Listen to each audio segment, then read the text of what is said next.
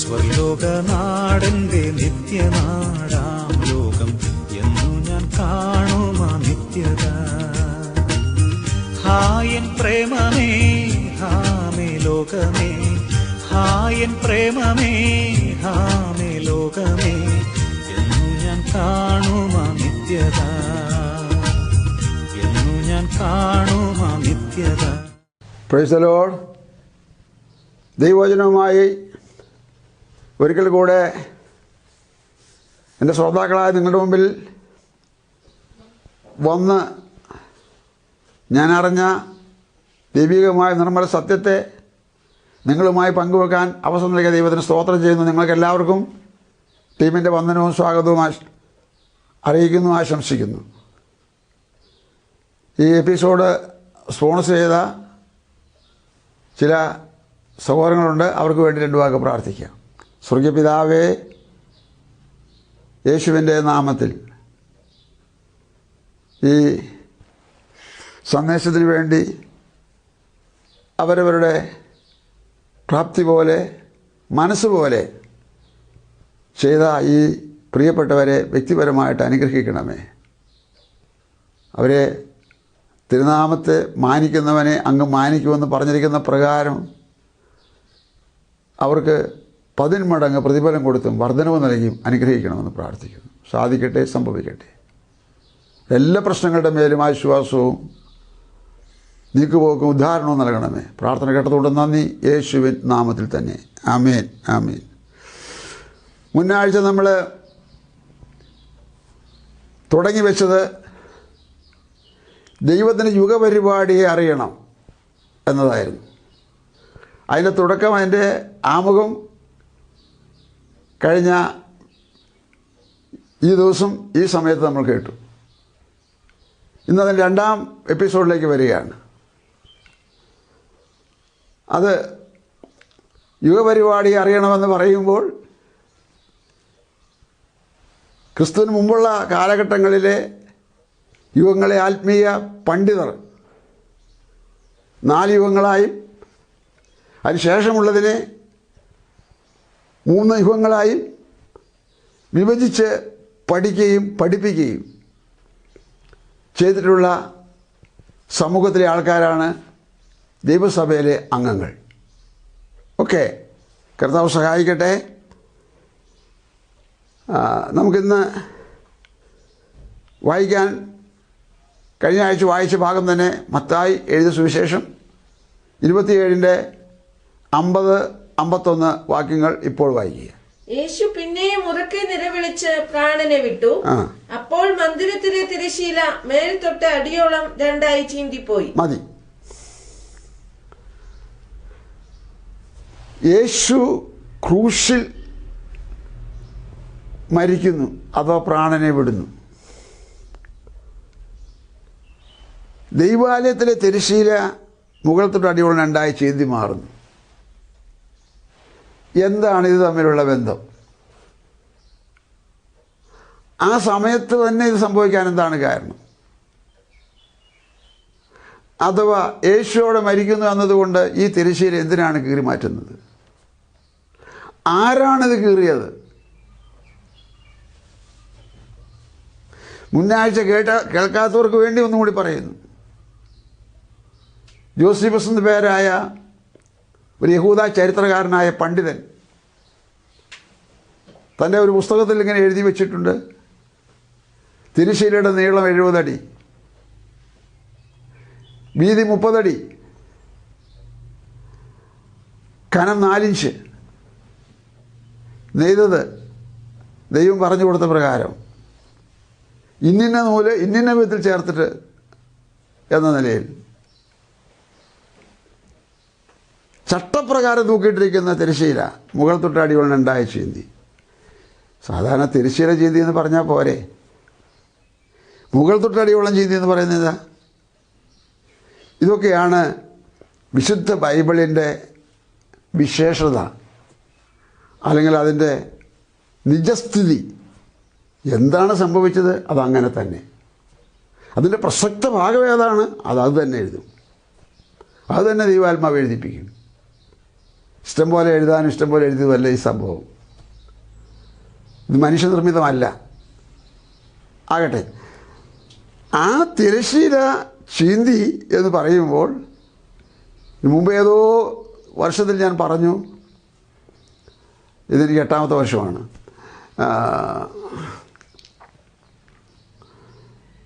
3 ചീന്തൽ നടന്നിട്ടുണ്ടെന്ന്. ഒന്ന്, യേശു വെള്ളിയാഴ്ചയാണ് മരിച്ചതെന്നുള്ള കാര്യം തെളിവ് സഹിതം ബൈബിളിലുണ്ട്. ഒന്ന് കീറിയത് വ്യാഴാഴ്ച രാത്രി യേശുക്രിസ്തുവിനെ ആദ്യം വിസ്തരിച്ച മഹാപുരോഹിതനാണ് തൻ്റെ വസ്ത്രം കീറിയത്. മഹാപുരോഹിതൻ വസ്ത്രം കീറാൻ പാടില്ല, കർശന നിയമമാണ്. ഇദ്ദേഹം യേശുവിനെ വിസ്തരിച്ചപ്പോൾ ചോദിച്ചത് ഇങ്ങനെയാണ്: നീ വന്ദനായ ദൈവത്തിൻ്റെ പുത്രനായ ക്രിസ്തുവാണോ? അതെ, ഞാനാകുന്നു എന്ന് പറഞ്ഞ സമയത്ത് അദ്ദേഹത്തിന് അരിശം വന്നിട്ട് തൻ്റെ മേൽവസ്ത്രം വലിച്ചു കീറി. അത് ആത്മീയ അർത്ഥത്തിൽ ഞാൻ വഴിമാറാൻ സമയമായതുകൊണ്ട് എൻ്റെ ഔദ്യോഗിക സ്ഥാനങ്ങൾ കീറുന്നു എന്നാണ്. ആത്മീയ വശം അതാണ്. അതുകൂടെ പിറ്റേ ദിവസം യേശുവിനെ ക്രൂരരായ റോമൻ പടയാളികൾ ചാട്ടവാറുകൊണ്ട്, ചാട്ടയിൽ ചൂണ്ട, എല്ലിൻ കഷ്ണം, അങ്ങനെ റോമൻ നിയമത്തിലുള്ള ശിക്ഷയ്ക്ക് ഉതകുന്ന വിധത്തിലുള്ള പീഡനങ്ങൾ എന്നാണ് ചരിത്രം. അത്തരം ചാട്ട കൊണ്ട് യേശുവിൻ്റെ വിലാപ്പുറത്ത് മാറി മാറി അടിച്ചു. പ്രധാന കാരണം ഒരു വലിയ പച്ചത്തടി കുരിശുമായി യേശു പീലാത്തോസിൻ്റെ അരമന തൊട്ട് ഗോൽഗോഥ മല വരെ ചുമക്കണമായിരുന്നു. തലേദിവസം രാത്രി ഭക്ഷണമില്ല, വെള്ളം കുടിച്ചോന്നും അറിയത്തില്ല. അങ്ങനെ ശാരീരികവും മാനസികവും ആയി തളർന്ന് തകർന്ന് ക്ഷീണിച്ചിരിക്കുന്ന യേശു ഈ കുരിശുമായി കാൽ വഴുതി വീഴുമ്പോൾ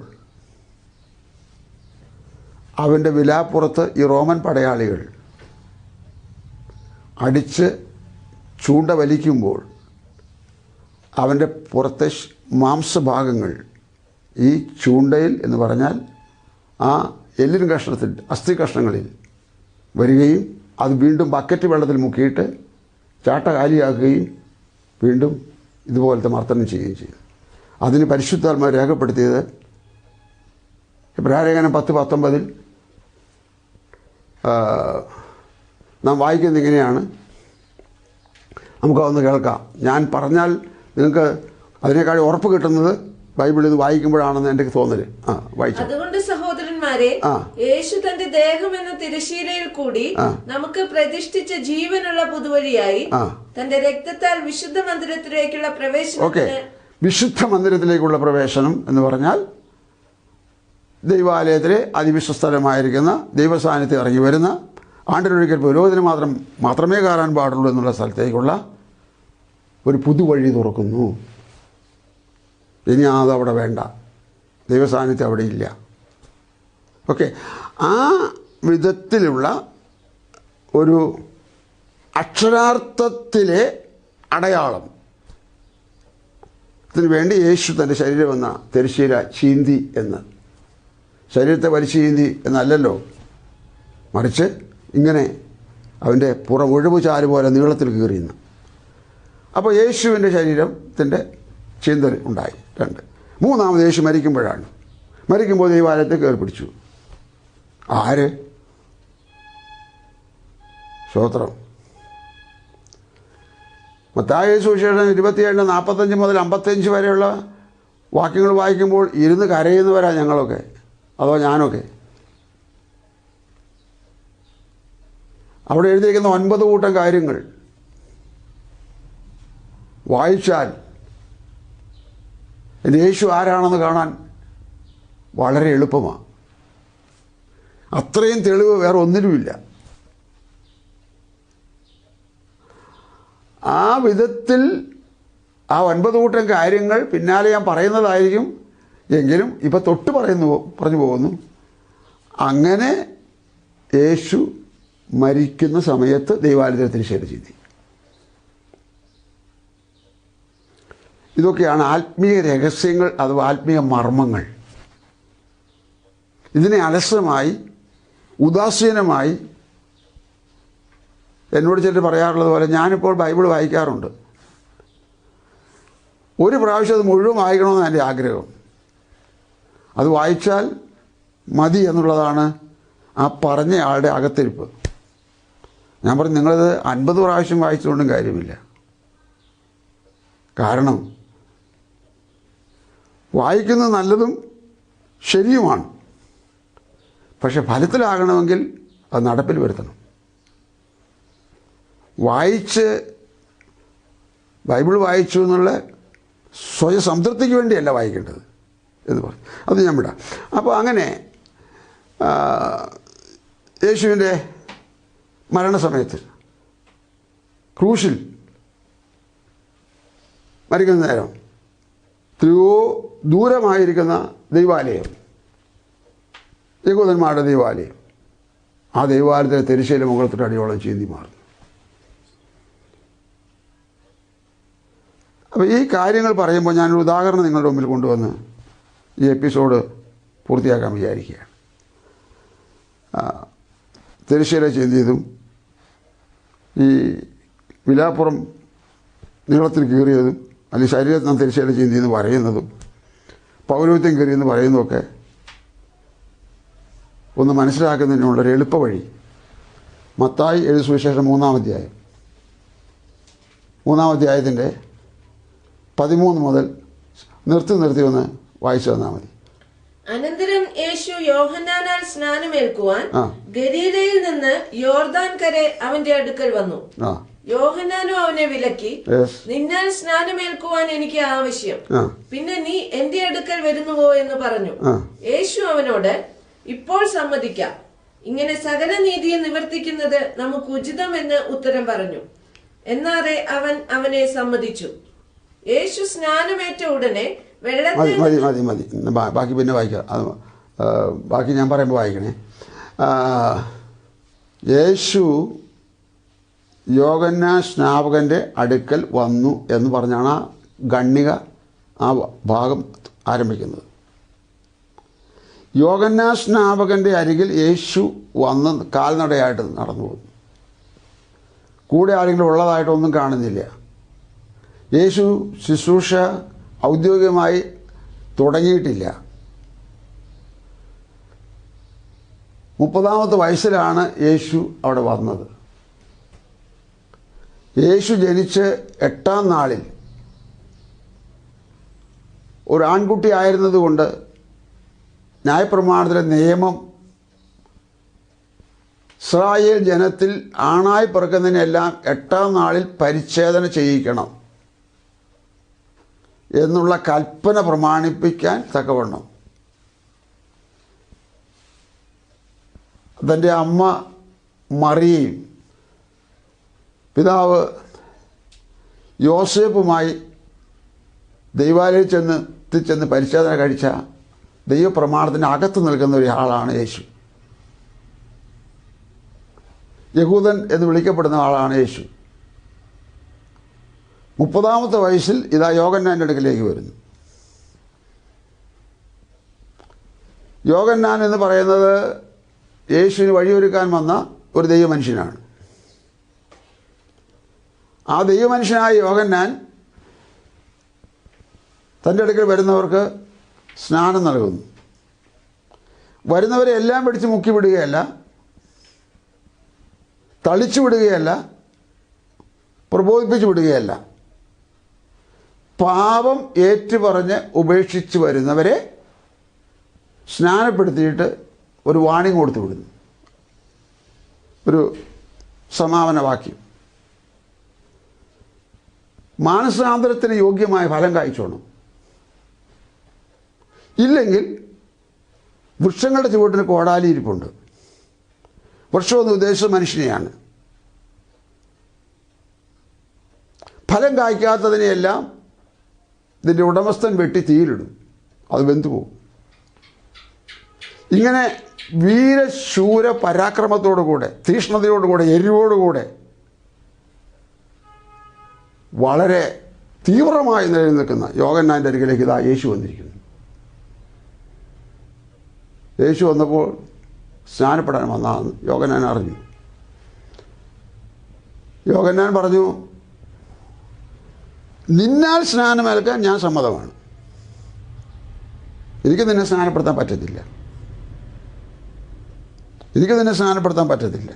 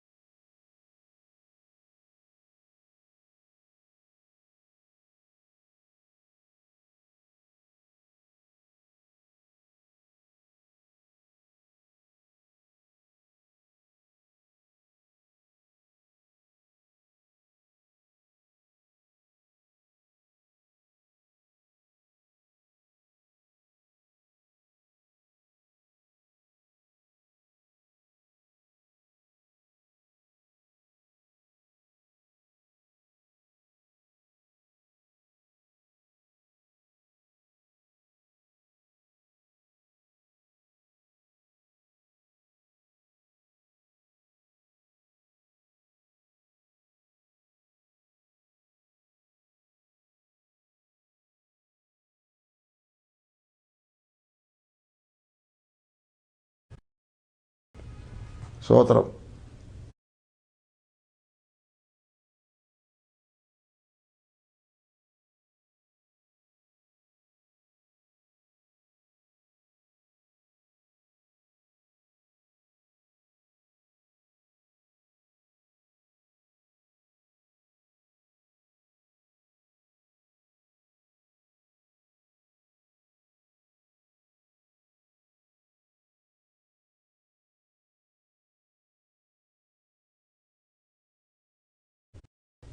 പതിനഞ്ചാമത്തെ വാക്യം വായിക്കുമ്പോൾ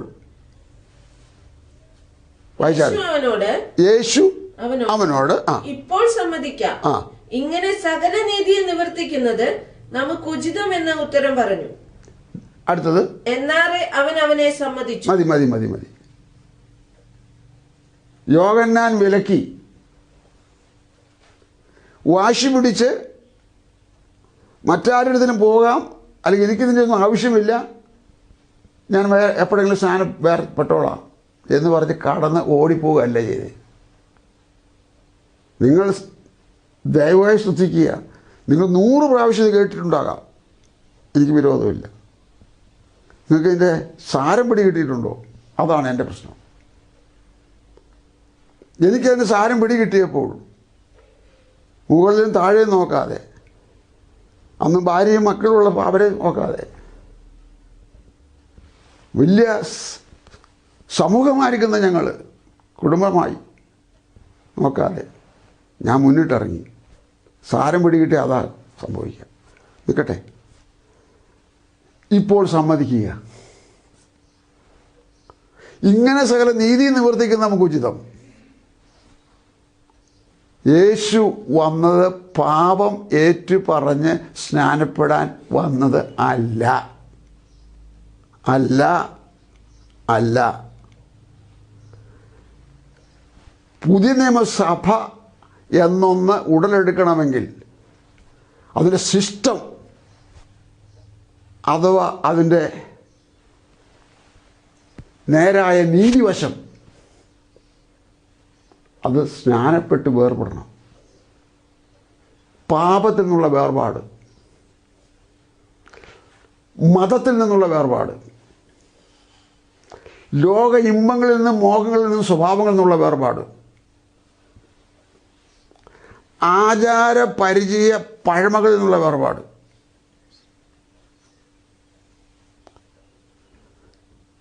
ഈ ശരീരമാകുന്ന ആൾ ഇറങ്ങി നനയുമ്പോൾ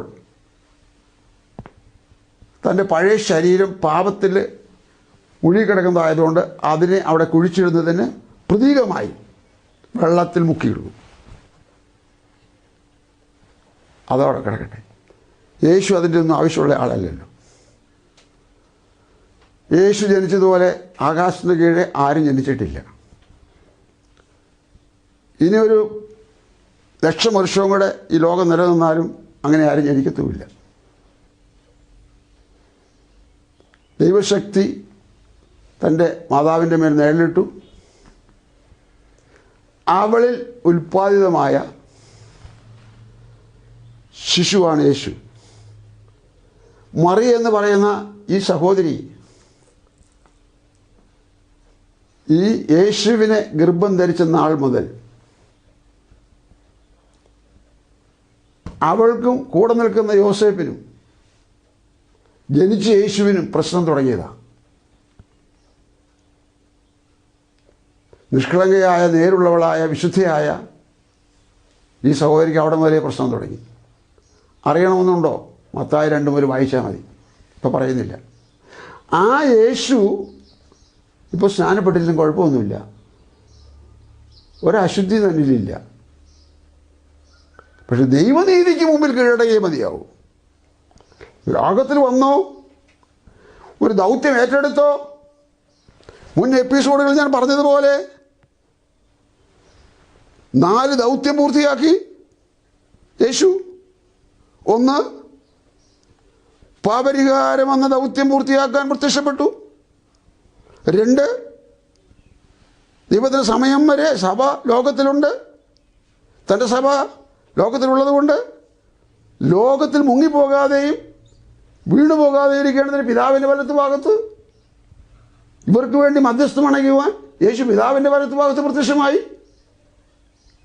3, സഭയെ ചേർക്കാൻ ദൈവം ഓർഡർ ഇട്ടാൽ, അല്ലെങ്കിൽ സമയമായാൽ സഭയെ ചേർക്കാൻ വേണ്ടി മധ്യാകാശത്തിൽ പ്രത്യക്ഷനായി. 4, എടുക്കപ്പെട്ട സഭയ്ക്ക് പ്രതിഫലം കൊടുത്ത അനന്തരം മഹാപീഡനം കഴിഞ്ഞപ്പോൾ ലോകത്തിലേക്ക് ലോകഭരണത്തിന് വേണ്ടി ഈ വിശുദ്ധ ജനവുമായി പ്രത്യക്ഷനായി. ഈ 4 കാര്യം കഴിഞ്ഞപ്പോൾ രാജ്യപിതാവായ ദൈവത്തെ പരമേൽപ്പിച്ചു. അതോ കൈമാറി. കഴിഞ്ഞ എപ്പിസോഡുകൾ പറഞ്ഞതാണത്. അപ്പം യേശു ദൗത്യത്തിന് വേണ്ടി വന്നു, ദൗത്യം ആരംഭിക്കാൻ പോകുന്നു. പക്ഷെ ദൈവനീതി കീഴ്പ്പെടണം. ദൈവനീതിയുടെ കാര്യം കേട്ടപ്പോൾ വീരശൂര പരാക്രമിയായ യോഹന്നാൻ ഇങ്ങനെ ആടിപ്പോയി. അതോടെ എഴുതേണ്ട ആവശ്യമില്ല, വായിക്കാതെ തന്നെ നമുക്ക് മനസ്സിലാക്കാവുന്നുള്ളൂ. എന്നറിയാൻ അവനെ സ്നാനപ്പെടുത്തി എന്ന് പറഞ്ഞാൽ അപ്പോൾ സമ്മതിച്ചു. ഒരു ദൈവദാസനായ പരിശുദ്ധാത്മാവിൻ്റെ നിറവിലും നിയന്ത്രണത്തിലും എരിഞ്ഞു കത്തി നിൽക്കുന്ന യോഹന്നാന് വാക്ക് മാറ്റി പറയാമോ? അത് ശുശ്രൂഷയ്ക്ക് വിഘാതമല്ലേ? മാറ്റി മാറ്റി പറയാൻ പറ്റുമോ? ഒരുപക്ഷെ ഇന്നും പലരും കാണും അങ്ങനെയൊക്കെ. വൈകുന്നേരം ഒന്ന് പറയും, ഉച്ചയ്ക്ക് അത് വേറൊന്ന് മാറ്റി പറയും, വൈകുന്നേരത്തിൽ പിന്നെ വേറൊന്ന് മാറ്റി പറയും. ഇങ്ങനെ മാറ്റി മാറ്റി മാറ്റി പറഞ്ഞുകൊണ്ടിരിക്കുന്ന ആൾക്കാർ എനിക്ക് ധാരാളം പേരെ പരിചയമുണ്ട്. ഒരു ചിട്ടയില്ല, നിഷ്ഠയില്ല, കൃത്യമില്ല, പദ്യവുമില്ല. പോട്ടെ, അത് യോഹന്നാൻ അതല്ലായിരുന്നു. എന്നിട്ടും യോഹന്നാൻ സമ്മതിച്ചു. എന്താ സമ്മതിച്ചത്? ദൈവനീതിക്ക് കീഴടങ്ങാൻ തക്കവണ്ണമാണ് യേശു വന്നതെങ്കിൽ ആ നീതി നിവർത്തിക്കാൻ ഞാൻ ബാധ്യസ്ഥനാണ്. സ്നാപകൻ ബാധ്യസ്ഥനാണ്, സ്നാനാർത്ഥി യേശു അതിനൊരുക്കമാണ്. ദൈവനീതിക്ക് മുമ്പിൽ തലകുനിക്കാത്ത ഒരു മിടുക്കനും ദൈവരാജ്യത്തിൽ എത്തി നോക്കാൻ പറ്റത്തില്ല. യഹൂദ പരീശന്മാരുടെ പ്രമാണിയായ ഭക്തനായിരുന്ന നിക്കോദെമോസിനോട് പറഞ്ഞു, ദൈവരാജ്യം നീ കാണുകയില്ല. യോഹന്നാന്റെ സുവിശേഷം 3-ാം അധ്യായത്തിൽ യേശു പറഞ്ഞതാണ്, ദൈവരാജ്യം കാണുകയില്ല, ദൈവരാജ്യത്തിൽ കടക്കത്തുമില്ല. ദൈവരാജ്യത്തിലേക്കുള്ള ദൈവത്തിൻ്റെ നീതിക്ക് മുമ്പിൽ യേശു തലകുനിച്ചു. സ്തോത്രം. യോഹന്നാൻ വിധേയപ്പെട്ടു. ഇങ്ങനെ സ്നാനപ്പെട്ട് കയറിയപ്പോൾ സ്വർഗം തുറന്നു. സ്തോത്രം. യേശു ഇവിടുന്ന് അങ്ങോട്ട് ഓർഡർ അയച്ചതൊന്നുമല്ല, പ്രാർത്ഥിച്ചതുമല്ല. അതിനുവേണ്ടി സ്വർഗം തുറന്നു. അവിടുന്ന് പരിശുദ്ധാത്മാവിനെ ഇങ്ങോട്ട് അയച്ചു.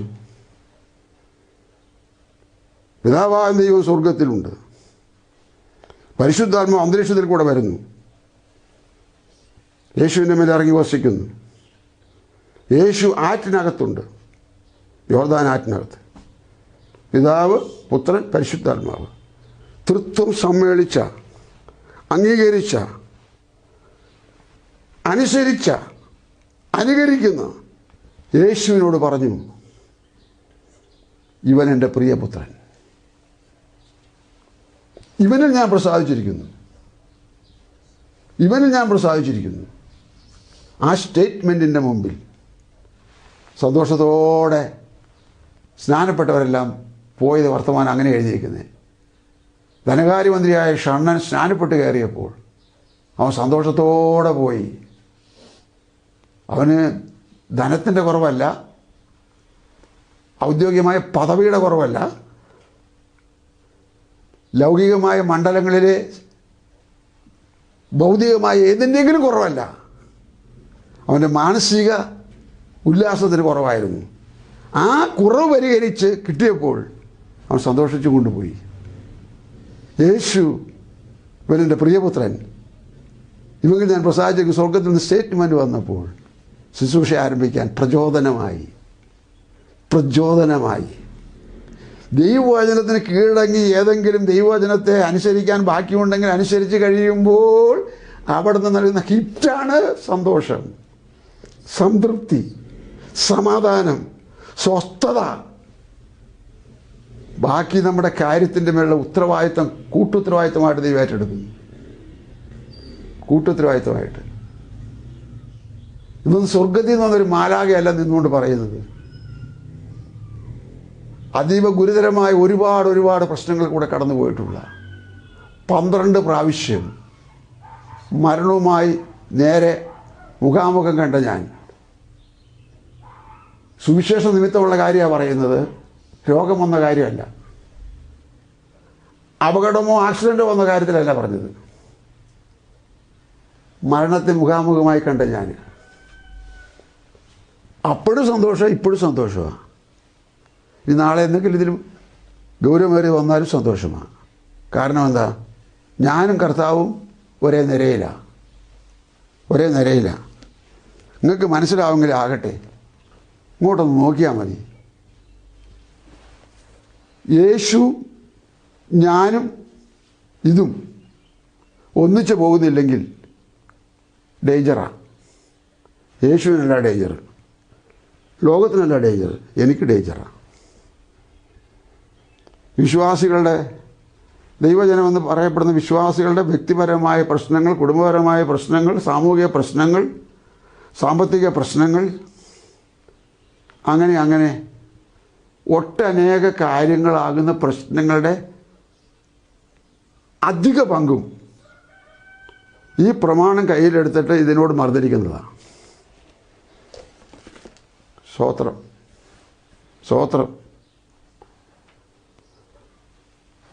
12 പള്ളികളിൽ,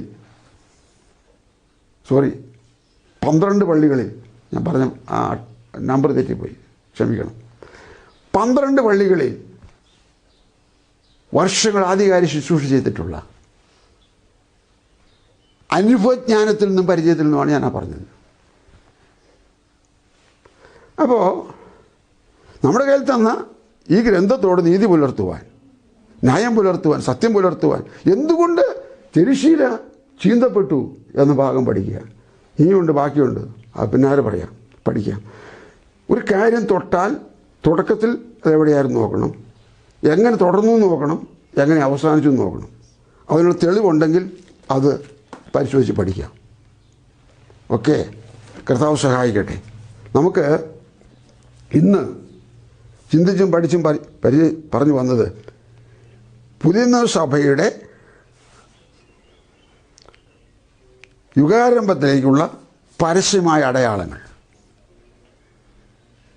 കഴിഞ്ഞ ആഴ്ച മുതൽ പറഞ്ഞു വരുന്നത്. നമുക്ക് തുടരാം. പരസ്യമായ അടയാളങ്ങൾ. പരസ്യമായ അടയാളം കഴിയുമ്പോൾ രഹസ്യമായ അടയാളമുണ്ട്, അതും നമുക്ക് പരിശോധിച്ച് നോക്കാം. ശരി, ഈ തിരുവെഴുത്ത് നിങ്ങൾക്ക് ഒരു അനുഗ്രഹമായി തീരട്ടെ എന്ന് ആശംസിക്കുകയും പ്രാർത്ഥിക്കുകയും ചെയ്തുകൊണ്ട് ഞാൻ എൻ്റെ വാക്കുകളെ അവസാനിപ്പിക്കുന്നു. പ്രാർത്ഥനയോടെ പിന്നെയും വരിക. വൈകാരികമായ ആവേശം കൊള്ളിക്കുന്ന അല്ലെങ്കിൽ എന്തൊക്കെയോ ആണെന്ന് സ്വപ്നം പോലെ നിങ്ങളെ സ്വപ്ന ലോകത്തേക്ക് കൊണ്ടുപോകുന്ന സന്ദേശം പറയാനല്ല ബൈബിൾ പറയുന്നത് കേട്ടോ. ശരി, അതല്ല ഇത് നമ്മുടെ പാഠം. സ്വർഗീയ പിതാവേ, യേശുവിൻ നാമത്തിൽ ഇന്ന് പകലിൽ ഈ വചനം കേട്ടവരായ അങ്ങയുടെ ജനത്തോട് കാര്യങ്ങളിൽ അവർക്ക് മനസ്സിലാകുന്ന വിധത്തിൽ ദൈവാത്മാവ് അവരെ ഉപദേശിക്കണമേ. അവർക്ക് പ്രേരണ കൊടുക്കണമേ, സത്യത്തെ സത്യമായി കാണുവാൻ, നീതിയെ നീതിയായി കാണുവാൻ, വ്യവസ്ഥയെ വ്യവസ്ഥയായി കാണുവാൻ, കർത്താവ് വച്ചിരിക്കുന്ന ആ മാനദണ്ഡം അനുസരിച്ച് നേരായ ചാനലിൽ കൂടെ യാത്ര ചെയ്യുവാൻ ഒരു മാറ്റത്തിൻ്റെ കാറ്റ് അവരുടെ മേൽ വീശണമേ എന്ന് പ്രാർത്ഥിക്കുന്നു. സാധിക്കട്ടെ, സംഭവിക്കട്ടെ, അങ്ങനെ ഉണ്ടാകട്ടെ. അങ്ങനെ അതിനാൽ അവർ അനുഗ്രഹിക്കപ്പെടട്ടെ. അവരുടെ സകല പ്രശ്നങ്ങൾക്കും അങ്ങ് കൂട്ടുത്തരവാദിയാകാൻ തടസ്സമായതെന്തോ അതവർക്ക് ബോധ്യമാക്കണമേ. പ്രാർത്ഥന കേട്ടതുകൊണ്ട് നന്ദി. യേശു ക്രിസ്തുവിൻ ധന്യമായ നാമത്തിൽ തന്നെ. ആമേൻ. God bless U.